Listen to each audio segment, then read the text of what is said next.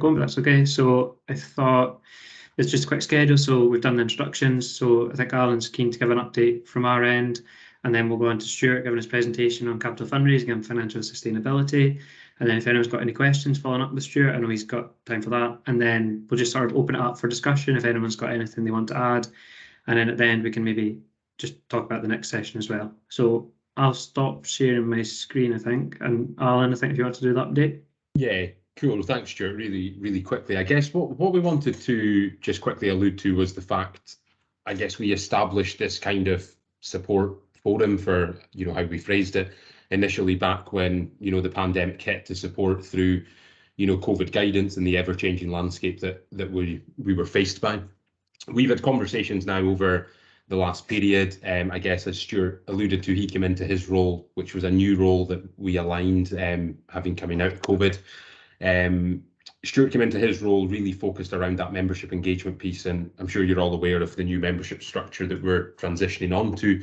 Stuart's focusing heavily around that. And what we also wanted to do with the Club Support Forum was then start to shift it past COVID, and let's use it. I think we all agreed through COVID that if anything, it's been good to jump in these sort of calls with clubs, share some learning. At that time we were talking COVID, but now we're keen to start to, progress that beyond COVID, and let's see how we can use it as a tool to, share best practice, to share some of the challenges that we're doing, because at the end of the day, we're probably all facing sort of similar challenges across your facilities, albeit some on, different scales depending the size of, the club that you're involved with. So this was the start of it. What we wanted to do as well was get in some other people who can give more relative or relative experience, I guess, to what they're talking about. So I guess, we touched base with Stewart Penman and Bridge of Allan. We knew the project that Stewart was sort of taking Bridge of Allan through over the last couple of years, and it felt like a good starting point. So, grateful to Stewart, who's going to come in and give a little bit of his example in Bridge of Allan, and that's where we want to go longer term. So if anyone's got ideas or things that you feel would be helpful, or you've got successful things going on in your club that you'd be willing to share, please drop Stewart a note initially, and we can try and factor that in. To give an idea, we've connected, I think we shared in the forum, we've connected with an organisation called Club Development Scotland, who do a lot of work to support, for example, organisations that maybe want to become charitable status, who are maybe going through, it's not as common in squash, but community asset transfers, all things like that. So that's one organisation that we've identified that may be suitable. There'll be loads of more out there that we can share. That's where we want to go longer term. Stuart, Monty, I don't think there was anything else listed with us, was there? Certainly can't remember anything. So at this point, I'll certainly have a think and we can pick up anything at the end. Keen just to pass across to you, Stewart Penman, and be able to share some of that learning in Bridge of Allan and the journey that you have been on. Okay, thanks, Alan, and thanks, Stewart. Yeah. So I guess I'll start by saying, and as Alan said, this is our experience. This is my experience, and I'm sure everyone on the call will have had similar experiences at various times. But basically, and I guess a little bit of history. So this was Bridge of Allan Sports Club back in 1972. So the lounge, as it currently is, or as it is, was opened with a single squash court and 4 tennis courts. We're now a club of 6 tennis courts, a paddle court, and 4 squash courts. And this white box here is now actually a gym with 4 squash courts along behind it. So the club has grown over the years. More recently, in March 2022, it became clear that we had to somehow embark on a project of capital investment, because this flat roof is now 50-year-old and leaking in a few places. The squash court roofs have all been resurfaced more recently, so they're okay, but the lounge roof is in a poor state of repair. The 2 all-weather courts that aren't even in this picture are now 14, 15-year-old as of 2020 and in desperate need of resurfacing. And the squash court heating that was installed in the 80s when the 4 squash courts were kind of built in stages is now 30 plus years old and in need of replacement. And then a little bit aspirational, there was a desire to update all of our outdoor court lighting because our 2 kilowatt halogen bulbs were costing an absolute fortune to replace, but also to run. So, you know, we realized that we had a capital investment challenge ahead of us, but we didn't have the capital to invest. And that was the challenge we had back in March 2020. So what did we do? Well, the first thing was we had to make sure that all the members were completely aware of the situation and really engage with the members to get their support to take this forward. So we embarked on a consultation with membership, first of all, to prioritise these projects and also put to them a number of options for financing. So the first thing we had to do was quickly get an estimate of costs. So replacing the roofs in the ballpark of 60,000, resurfacing the 2 all-weather tennis courts, 48,000, replacing the squash court heating, 15,000, upgrading the outdoor lights, 20,000. So, you know, 108, 128, 138, 144,000 or thereabouts. And I think I see it on the next slide, actually. But a substantial budget. We did put numerous options to members, which included a member's voluntary pledge with a guidance of £200 per member. The option to pre-purchase membership in 5-year or 10-year blocks. So we've got, and it's been fairly stable even through COVID, but we've got somewhere in the region of 240 senior members and 150 or so junior members. So this option was open to our senior members, but limiting this membership pre-purchase to 10 such memberships, with the 10-year block options given priority because 10 times an annual membership was a larger capital gain in the short term compared with 5-year membership. We also put forward the option to sell. There's a strip of unused land within the boundary of the club. We put forward the option to sell a smaller strip and a larger strip, which actually incorporated a tennis court. So we did look at the option of losing a tennis court in order to fund these capital investments.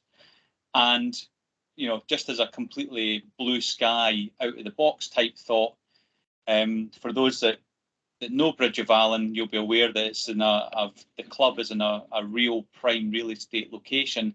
So we did put forward the possibility of potentially selling the entire site and relocating within Bridge of Allan. Obviously, that was a much larger, slightly longer term project with risk associated with it, but it had to be on the table. So we put this consultation to members. 85% of senior members responded, so we had a good uptake. So we immediately knew that at least our members were engaged in the conversation. It was very clear from the results of the survey that we do not want to relocate. So immediately that option is taken off the table. It was agreed that we would collect voluntary pledges. And even within the survey, we asked people, if we were to ask for voluntary pledges, what would you be willing at this point in time to donate to the club? And as I said in the previous slide, you know, with a guide price of £200, you're looking at around about £40,000 if every senior member donates £200. But of course, we're just coming out of COVID. We knew that some members were struggling. So we had ranges of indicative pledges from £50 to £1,000. So, you know, in our experience, members, when asked and given good reason, will put their hands in their pockets to support the club. Now, I don't know if that's specific to Bridge of Allan, but that was our experience.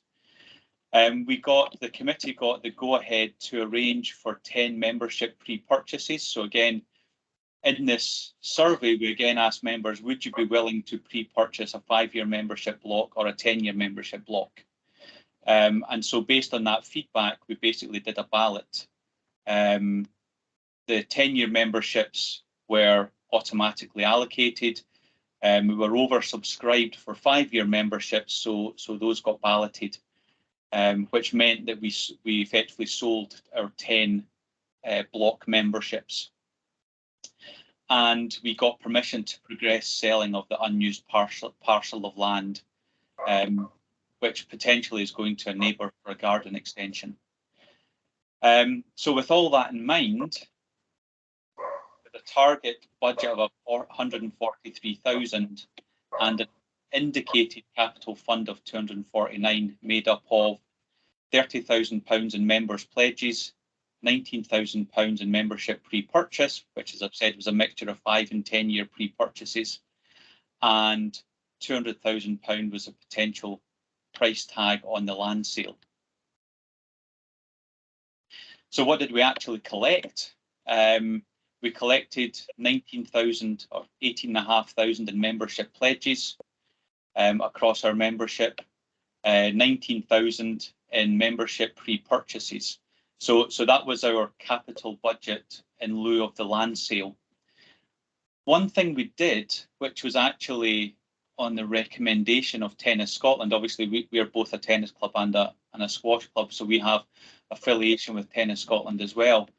And because a large part of the sum we were spending was on our tennis courts, they pointed us to a company called Sports Advantage Consulting. So the guy that runs this actually used to work for Tennis Scotland, and he's very familiar with grant application bodies and where you're likely to get money from for projects. Now, we were in the fortunate position of having seed money that allowed us to do matching grants, because in our experience, there's very little opportunity to get anything fully funded these days. All grant organisations are looking for you to at least match what they're going to give you. But Sports Advantage Consulting, who we employed, secured us £20,000 towards court resurfacing and £7,000 towards LED lighting installation. And this was on the background of a cost. So obviously a lot of grant applications to be filled out, things. This was on the background of a cost of £3,000 or thereabouts. So, you know, definitely paid for itself. Obviously, we took a risk because there's no guarantee that the grants will come through, but in our case, they did. So together with our members, the money from members and the allocated grants, since March 2020, we've been able to resurface our 2 all-weather tennis courts with artificial clay, which was a surface selected by members.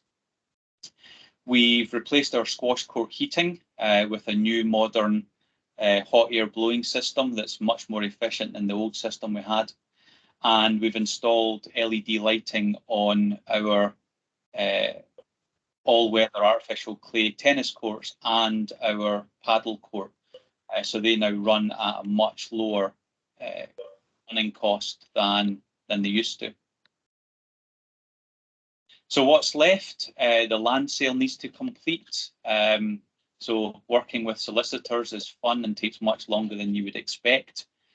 And the roof replacement is still in planning, and effectively it's reliant on the land sale completing for financing, which, given the story we just heard about courts flooding, that's our concern is the building flooding, and the roof really does need replaced. Assuming the land sale goes through, there will be cash left over. So this is where the sustainability question comes in. And one of the things that we had approved, and I've realised I've not added it in the notes here, one of the things we got approval from memberships at our membership at the last AGM was to actually create an emergency fund with effectively seed money in it that can only be spent with approval from members, so that we don't get ourselves into this situation again where we have capital investment requirements and no money.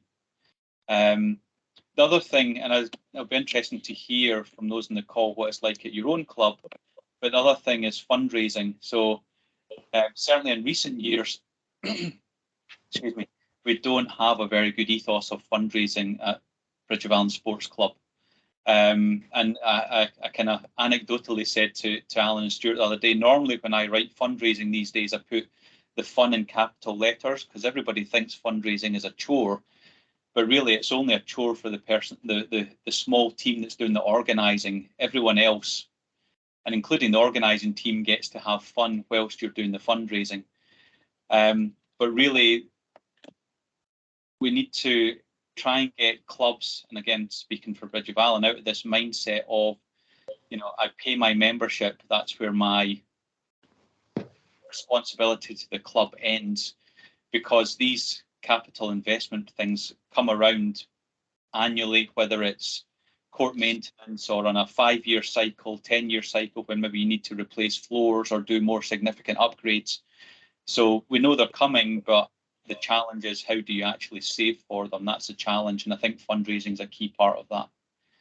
So actually fundraising would be a good topic for a future forum meeting to see what ideas people have. And that's all I have. So this is what the club looks like today, with 4 blaze courts, a paddle court, and 2 artificial clay courts. That's the white box that's now the gym. We've had an additional Minewood suite extension that I think went on in the late 80s. That's a multi-purpose space, and there's 4 squash courts along the back. And it all looks fantastic, but I think, like a lot of sports clubs, when you scratch the surface, you find underlying challenges that will require capital investment. So sorry, I've rambled through that, and I should have said at the start, if you have any questions, interrupt me, but now's as good a time as any. Really helpful. Thanks, Stuart. Food for thought anyway, I think, for a lot. But yeah, just open up. I don't know if anyone's got any questions specifically for Stuart, or just points to throw out that might be helpful to see where we end up. And well done, Stuart, for what you've managed to achieve so far. Thank you. Jump in and go for it, Alistair. Yeah. Yeah, it was just the grants and help that you did get with the aid of that company. Were they grants that were just available at that time, or do you know, are they still available just now? So one of the grants came from an organisation called the Landfill Trust. I don't know if anybody's heard of that. I've heard of the Landfill Trust when I was involved in a previous sports club, rugby club. Basically, any time any organisation puts anything to landfill, there is a landfill tax needs to be paid. But that landfill tax doesn't actually, so this is my layman's understanding, it doesn't actually go to, I'm just going to stop sharing. It doesn't actually go to the government, it goes to local communities. And so that fund, Landfill Trust Fund, has been building over the years, and you can go to them and ask them for support to do X, Y, Z. So that's a landfill trust. And in fact, if you do a Google search for landfill trust in Scotland, you need to have a landfill site that you are associated with. It'll be kind of in your postcode type thing, or in your council area, and you can apply to the landfill trust as many times as you want, really. I can't. So that was who we got the £20,000 from for the artificial clay courts. I can't remember the name of the organisation. I could certainly go and find it, that we got the LED lighting grant from. They were a smaller trust that specialise more in environmental impact support. So obviously moving from high-powered halogen lights to LED lighting has an environmental aspect, never mind a cost savings aspect. So that's why they were able to and willing to help us with that aspect. So we might go and knock back on their door when we come to upgrading our squash court lighting to LED, for example, from the current fluorescent tubes that are in. Good question. But those grants are available all the time. Yeah. Cool. John, is your hand up? So Yes. yeah, go for it. Yeah. Stuart, I was just wondering, we've been doing lots of capital investment stuff in Dunfermline. And one of the things that we'd be really interested to know is, did you have a person outside the committee that coordinated the work and all that stuff, or did you have a subcommittee of your committee that did that? So there's no simple answer to that one. So to be honest, for the artificial clay tennis courts, that was a big project. You know, that was it turned out to be, I think, £43,000 the courts cost. So as part of the agreement with Sports Advantage, because our contact there has a history with Tennis Scotland, we effectively subcontracted the project management onto him, because we knew that as a committee, I mean, we've got quite a big committee, there's 9 on the committee, but we've also got full-time jobs. So coordinating and project managing that kind of job, we were just realistic and said, we're not going to be able to do it. And so we did subcontract that out. The squash court heating, we did ourselves within the committee. That was liaising with a local, plumbing and heating engineer, so that was much simpler. And the LED lighting, actually, Sports Advantage sorted out the LED lighting for us as well, which again I think had benefits. I suspect that because he works with these companies a lot, I think he got slightly preferential rates because both projects came in under budget. And I suspect that's because he's using those companies every time he does these types of projects. Yes.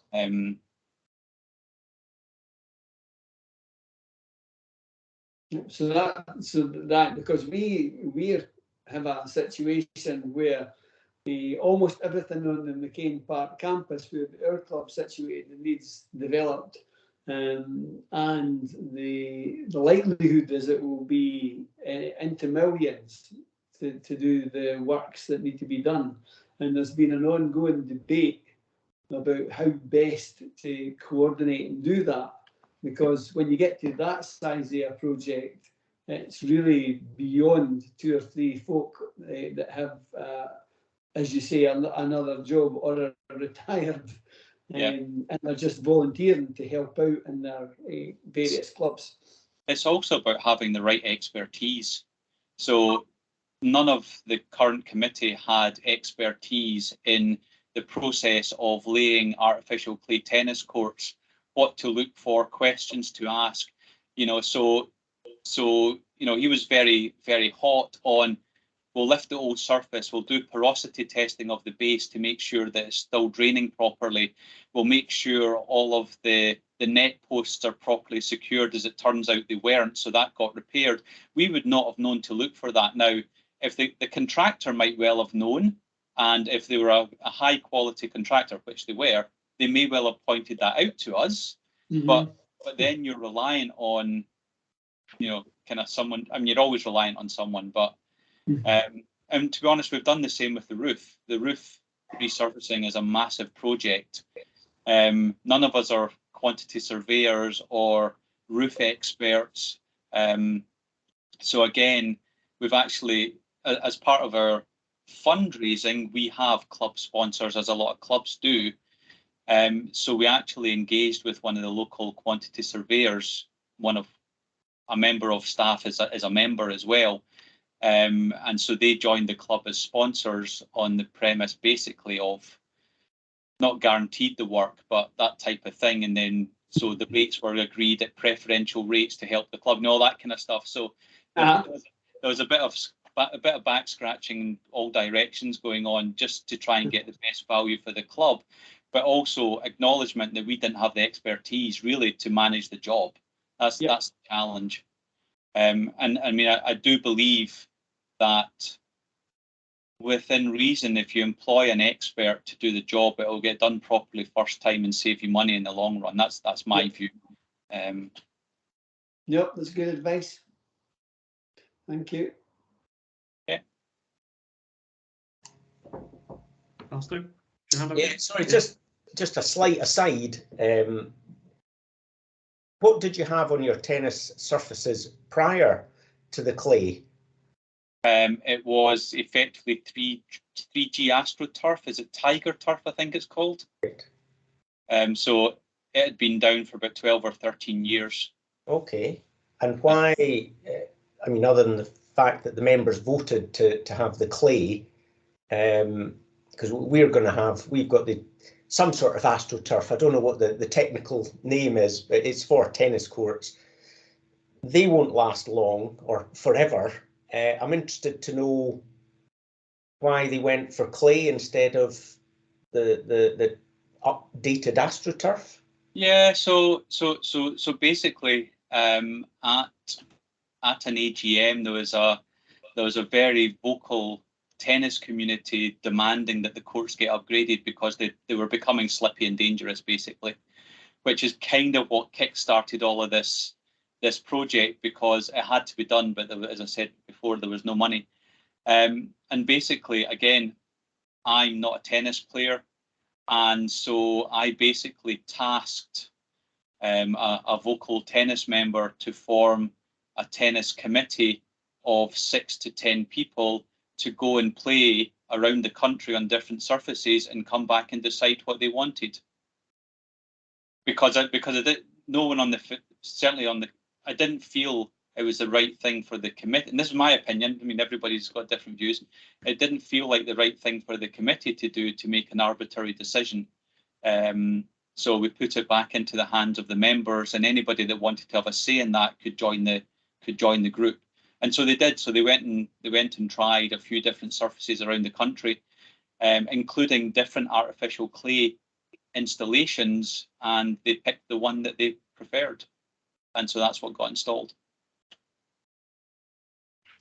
Okay, because I think actually for, and I know that this is a squash forum, so apologies, but picking artificial tennis surface has more considerations than just which is the nicest surface.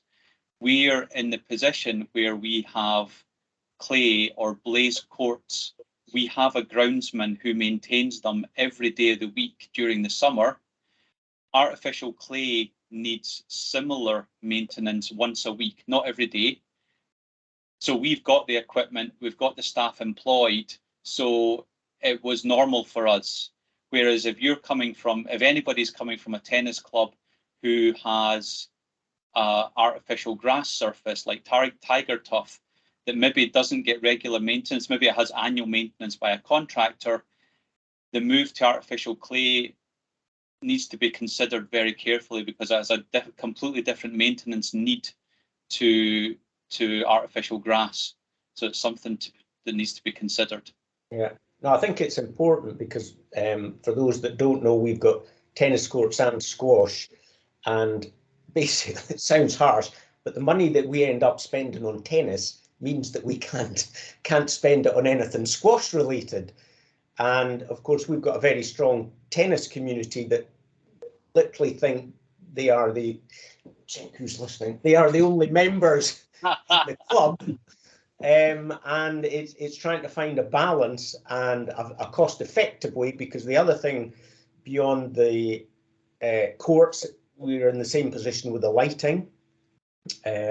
We've got good squash lights, but poor heating, and the tennis, who obviously don't have heating, have horrendous lights. They cost a fortune. So these things, the court eventually and the lights, literally we're just waiting on them falling over, and they'll have to be replaced. So it was interesting to find how you got the grants for those sorts of things. Eric, if you want to come in as well? Yeah, sure. I think Alistair's possibly kind of led me down the same path there. I was kind of curious, Stewart. I think you've answered it for yourself, but really to kind of widen it out. At Giffnock, we have a sinking fund that's kept going for tennis. So there is an amount set aside every year with a view to maintaining. But I think the LTA the way it's structured with the loans with the LTA, is that they actually replace, or we're obliged to replace the tennis surfaces every 10 years or something like that. So we put that aside effectively, whereas we don't do that for squash. And so when you say we need to do something, need to repair the walls, the committee goes, whoa, hold on a minute. Yeah. You want to spend £5,000? Well, yeah, you're putting £12,500 away every year for tennis courts. So you're kind of the same point. And I think what you've done, Stuart, is kind of highlight the need to kind of proactively manage that capital spend. We have just about got our heating compliant, but it's really inefficient, and we're going to need to do that at some point in the future. And I think that's, I think this kind of shared learning is really helpful for all the clubs to understand what they do and how to manage it best. So just to be clear, Bridge of Allan Sports Club, when hopefully, fingers crossed, the land sale goes through, we will be cash rich, but that's not the end of the story. So can I ask, your sinking fund, where does the money from that come from? Because we had a sinking fund as well, and we did have a 100 club, as it was called, and we still have, that members could join, and that money went straight into the sinking fund.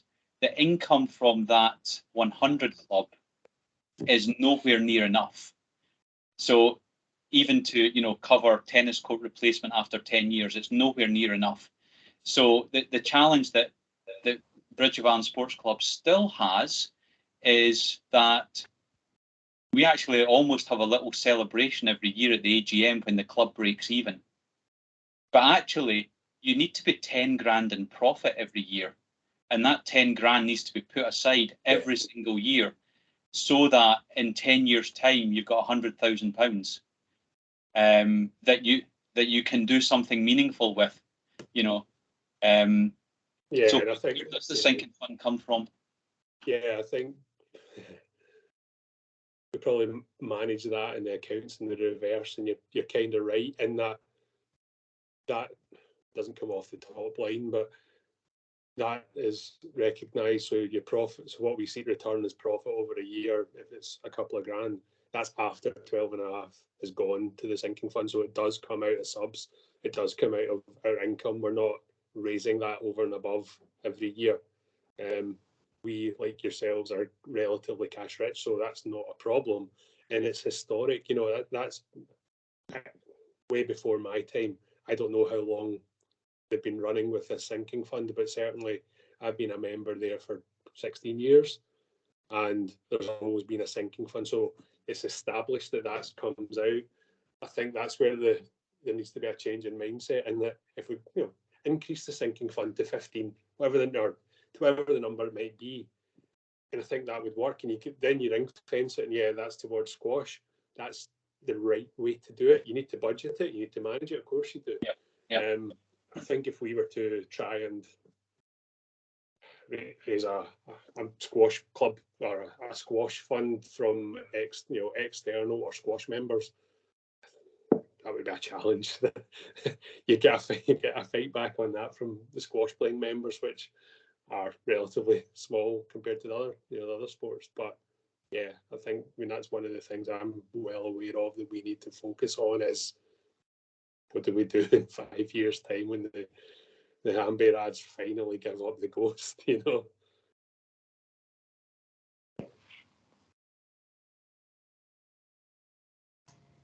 So I don't know if this is the right bit to raise costs, but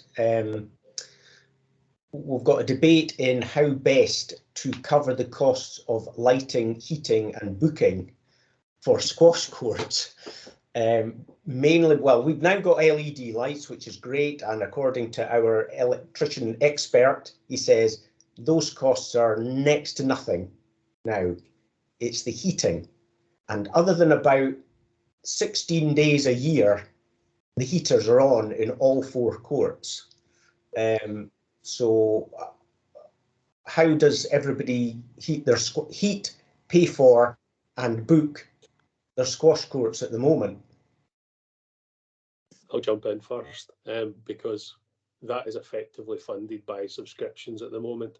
What we used to do, so our membership It includes your heating and your lighting effectively, and there was a booking cost. So if you wanted to book, not when you were playing, and I suppose that effectively subsidised your lighting, but there was a booking cost if you booked a 45-minute session.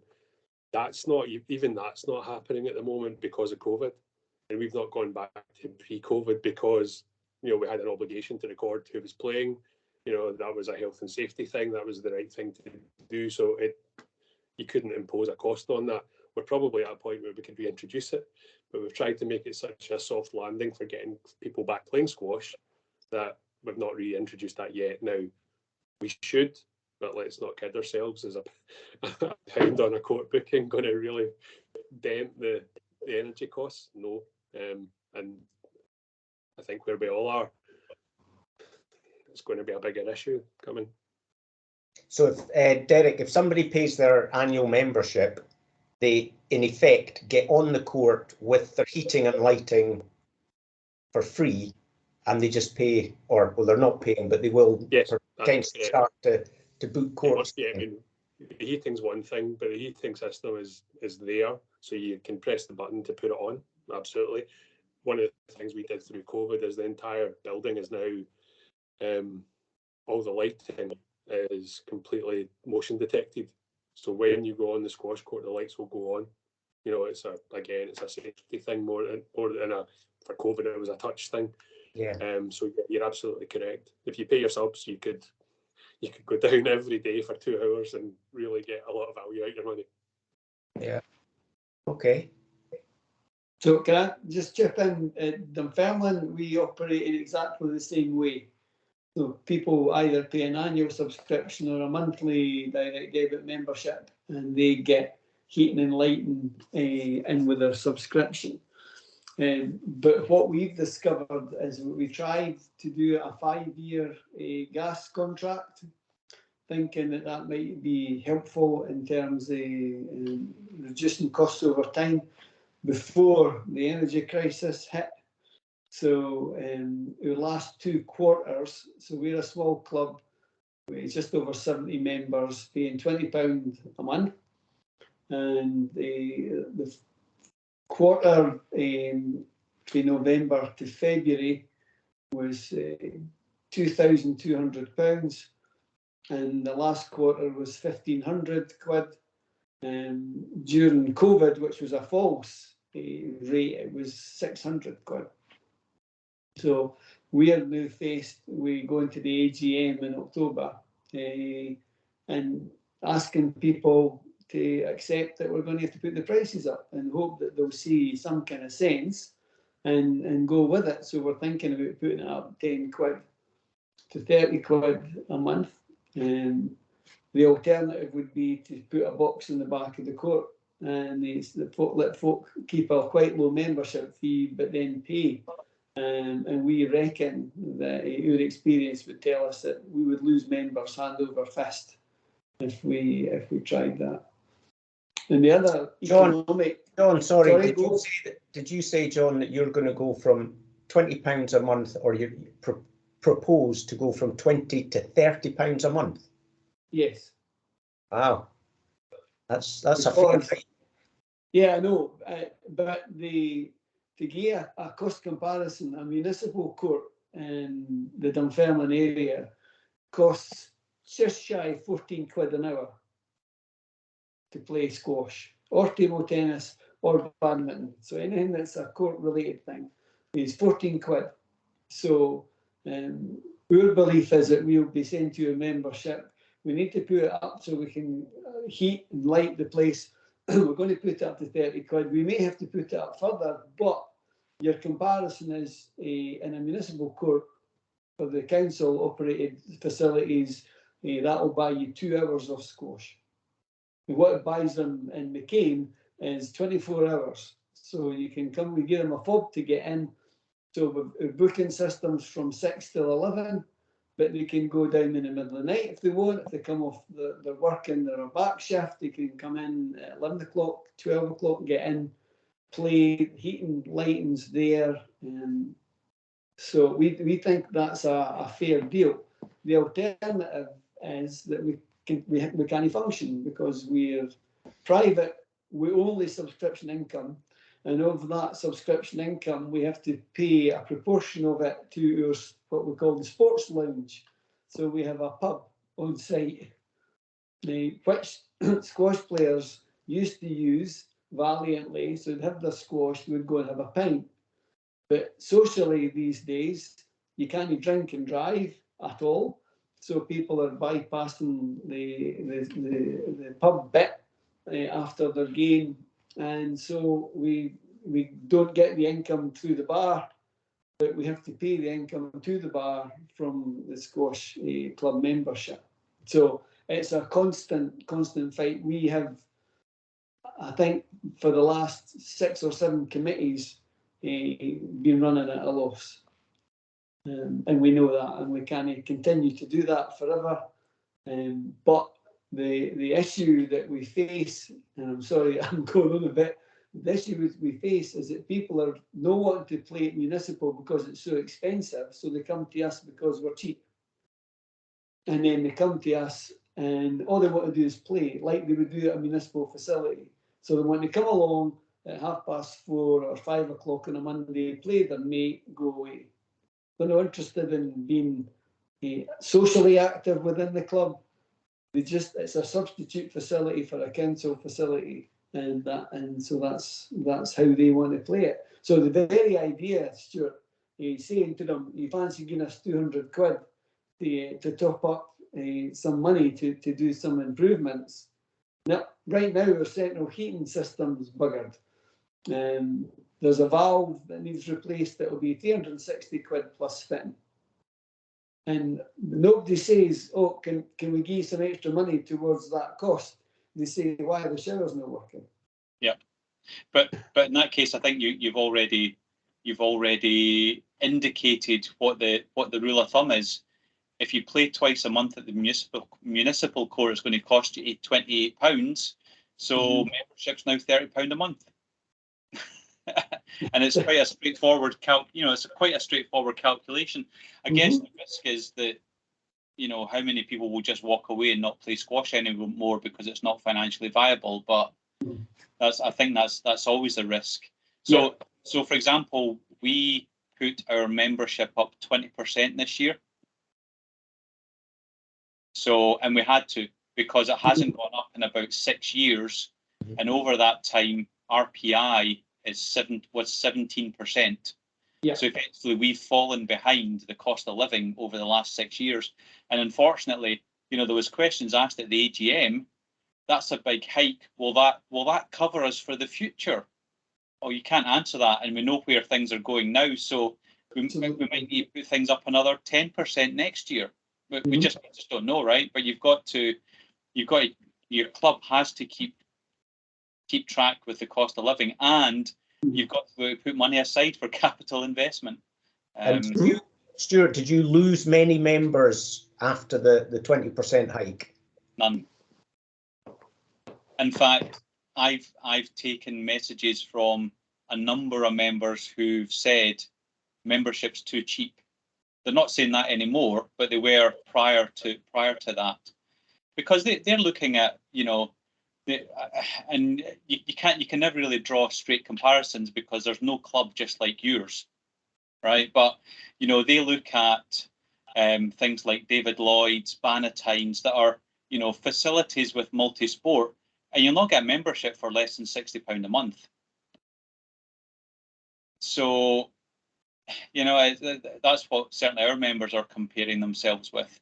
But it's a challenge. So just to answer your question, we charge £1.70 per booking for squash court lights and heating, and that's been historical. I don't know when it last changed, and we collect that through our booking system. But it is such a small proportion of income and it's not balanced between squash and tennis. So tennis do pay for lights, but they don't pay for general usage in daytime. So there's always been that little bit of friction between majority tennis players and majority squash players because of that imbalance. So I'm not sure what we'll do with that, but it's a topic that always comes up from time to time. Yeah. Yeah, it's tricky. It's tricky because we don't want to increase it too much and lose members, but as John was saying, if the costs, especially for electricity, keep going up as they are, and we haven't increased token costs for our court, I think they've been £1 since 1990.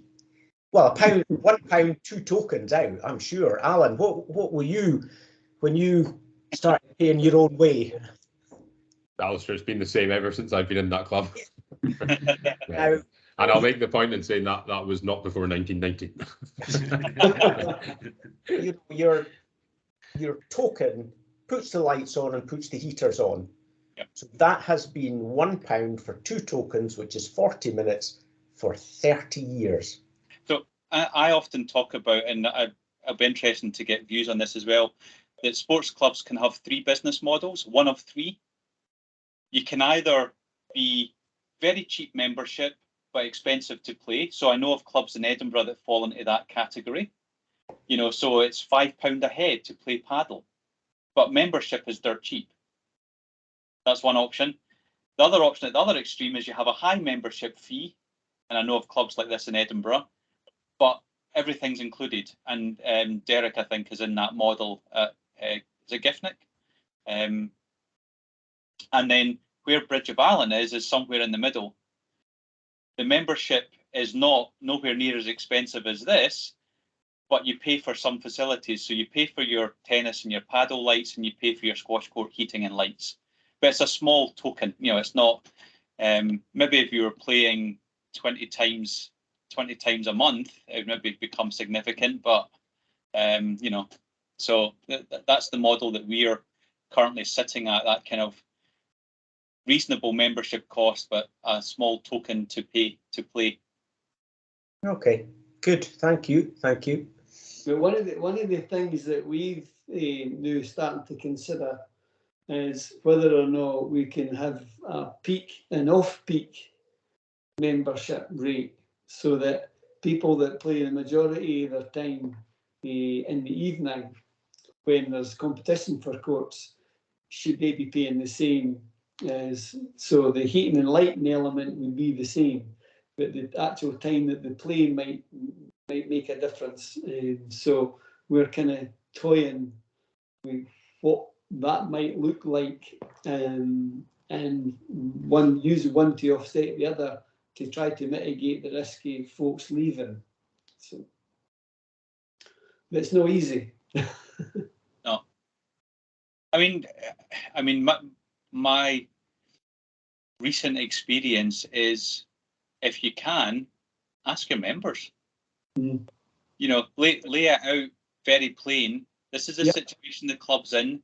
If we do nothing, this is the likely outcome. These are the options we're looking at. What, you know, give us some feedback. Yeah. So we'll do that at the AGM next month. But I've been taking informal soundings every time I'm in the club. I speak to the folks that are there, and I haven't had a dissenting voice yet about putting the charges up, because they understand. But it's if what happens if, and this might be an impossible thing, that the gas prices come down again, and then they start to go, well, wait a minute, we were only paying this high level because the gas was high. Now that the gas is low, should we not have the funds, the membership fees down again? And it might be at that point that we start to try and siphon off some cash for infrastructure projects. Yeah. I don't want to interrupt a good discussion, but I'm very aware that there's some juniors in Dunfermline waiting for some coaching. So I don't know if that's a good point to round off, just on time, so we can get away. Yeah. So I won't share my screen again, but just to say, well, thank you to everyone for attending. That was really interesting for me, sitting watching, and Allan, I'm sure as well, without a dog in the fight, so to speak. The next session will be the 30th of November, from 6 p.m. to 7 p.m. It'd be great if everyone here was able to come again. I think Derek's had to slip off, but obviously we'll try and grow it. And if we get the word out I think Derek put it really nicely. He said, this shared learning is really important for all clubs. Like, I would imagine you guys maybe don't have much opportunity to talk to someone not at your own club, I guess, and just to talk across the country. So I think from my point of view, this seems to have been really valuable. So I think we'll keep pushing it and keep promoting. Someone mentioned fundraising as like a potential topic going forward. Possibly if you've started been successful at it. Yeah, and if you've got like any other suggestions, feel free to shout them out or like email them over. You've got my email. I think it's great if you guys are also helping lead it and set the direction for what's interesting for you. So I don't know if Alan's got anything to add there before we finish up. No, just echo those words, Stuart. Like, we are obviously a small number tonight, but hopefully we can grow it and make it worthwhile. I think what we can do as well, Stuart, is we'll just pop other stuff out across our channels at some point, saying another good session. And particularly thanks, Stewart Penman, for taking some time to talk us through it. That's really good to see the example. What I always say is we can't relate to that experience of delivering a facility because we don't do that day in, day out. And the people on this call do. So we neither do I. Yeah. Once is enough. So really helpful. Couple of really just quick fire ones to finish off from me that I wanted to share.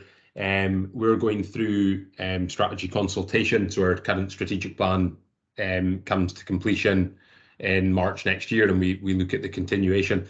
Part of that is consultation sort of forums to gain more insight from the membership. I think most of the three of you are signed up to one. I think I've seen your names, but if you can continue to share that amongst people you're talking to, your membership, anything like that, we want to gain as wide a range of views as possible. The other quick one I wanted to just draw attention to, obviously real success at the Commonwealth Games with the whole team, but particularly Greg Lobbin and Rory Stewart's medal. Greg's gone out that we've shared in newsletters with a particular offering around a chance to have medal winners in your club through exhibitions. Greg just asked me if we could share that with clubs. It'd be great. So certainly if that's of interest, drop us a note or we can connect you with Greg directly, who's sort of running it. Yeah, I've already reached out to Greg, so I'm due him a phone call. Great. And then two other quick ones. She's probably aware of membership structure. That's obviously, transitioning. Stuart, at our side, certainly pick up any conversations if you've got anything, but it feels like you are well aware. And then finally, one just to finish on, we are throwing out the forum platform. We completely understand Teams for some people at the end is a bit clunky in terms of using that as a tool, just for ongoing engagement. We've thrown out the idea of a WhatsApp group if it makes it as easy, as it can be. I'm always a little bit nervous of WhatsApp groups, I guess, when I think about it from, our employees sort of side of things. But if that's going to be easier for clubs to share and to communicate, we're more than happy, to explore options. WhatsApp is one option. I'm sure there's others out there. But again, feedback to Stewart, let us know if you feel, even if it's just, Teams isn't very easy for me. It'll allow us just to gauge the landscape and see where we go from there. Some really quick ones. Other than that, thanks for taking time and thanks for all your continued work with what you do to help squash in your local areas. It is really, really appreciated. Thank you. Great. Thank you very much. 3 minutes over all. 7. That's not bad. I've got -3 minutes to get to Dunfermline. It's only 12 miles. Brilliant. Thanks, guys. Nice to speak to you. Yeah. Okay. Thank you, everyone. Cheers. Cheers. Thanks, guys.